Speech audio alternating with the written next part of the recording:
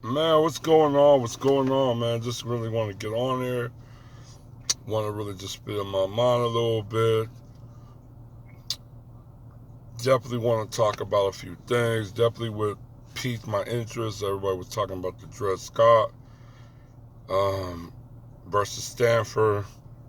Stanford was basically Dred Scott. Dred Scott was a black man. Um, he was actually, if I'm mistaken, he was he was a slave, but I think he sued for his freedom against his owner, um, and the Supreme Court basically ruled in favor of his, Stamper, his master slave owner, and also deemed, and a general assumption that was pretty much like almost like the pathway into the Civil Wars as well. That all black people, any person of African descent, matter if they were enslaved or even free, was not American citizens. They were recognized as three fifth of human, and so on and so on. And what kind of got me peaked a little bit was a lot of these.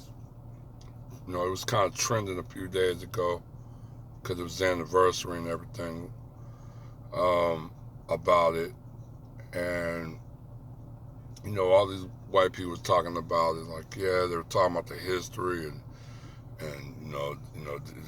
yes, there's racism and so forth, systematic. He said, you know what? In the back of my mind is that that case was kind of like the prelude, and still very relevant today than it was 164 years ago. In my eyes, it's still going on now. We still suffering consequences from that as well.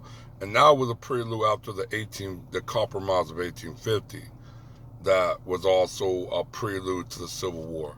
So that is all a general assumption, and to me, I feel like, talking about the past. I'm tired of talking about the past and what we endure. I said no. I'm ready for solution.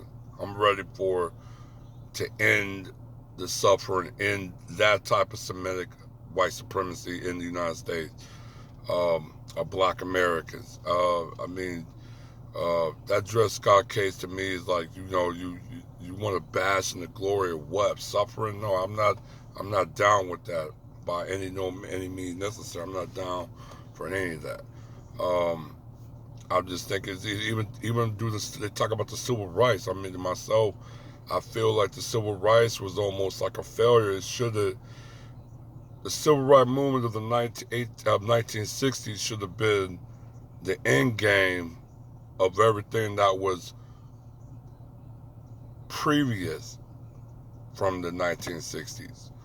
You know what I'm saying? It should have been the end game. It should have been the solution. It should have been the final nail in white supremacy and everything else. But no, it was a lot of key people that were killed. A lot of different people that should not have been in leadership became leaders, and they misguided by at least three generations into something of uncertainty in the new millennia that we are now trying to recorrect.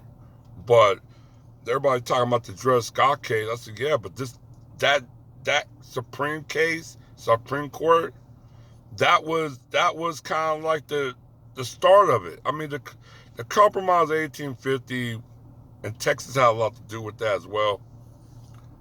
In that 18 compromise of 1850 as well.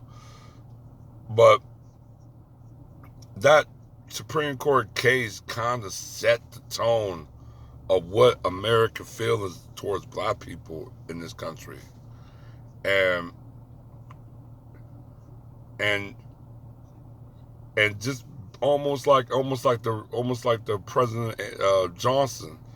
Um, when he basically reversed the many things that the Republican was doing during Reconstruction for Black people into what basically led into Jim Crow. So I mean, it was just a lot of things that white people talk about it like they're guilty, like it's something that they want to talk about suffering, but there was not one white person or non-black person talking about a solution.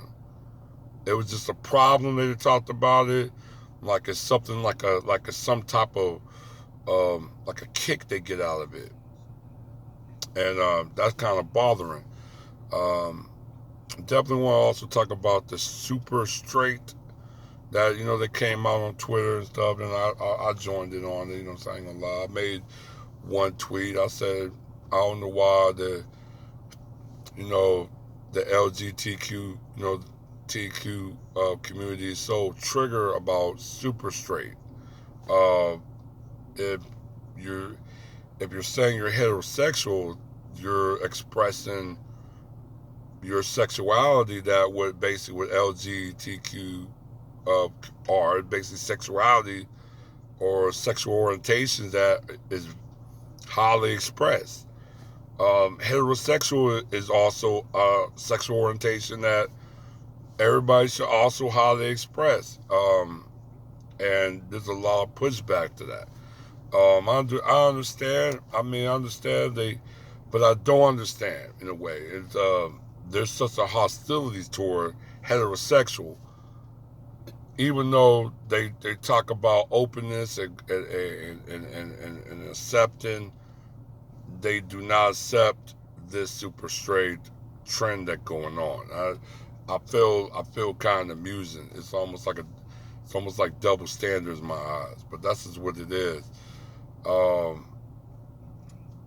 but yeah, I definitely just wanted to just drop a little bit about the Dred Scott case because a lot of white people was talking about it. It kind of had me frickle a little bit. Like, why are they talking about this case? This case is one of the reasons why black people in the situation they're in right now today in 2021. Okay, so why are you just talking about it like you guys? It's like they get a kick out of it. But nah, man, I'm not. I don't find it funny at all.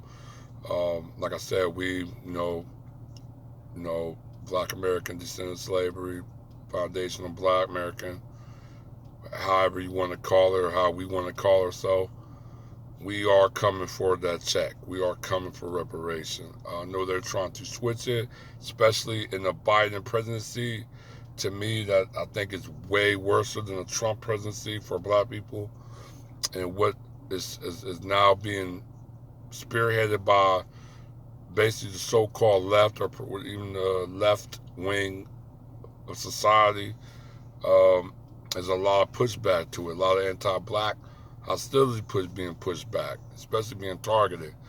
But yeah, man, we're coming for our reparations. There's no doubt to it. But yeah, I was just like I said, I just wanted to put my little thoughts on that situation right there. But yeah, I'll get with you guys real soon. All right, one.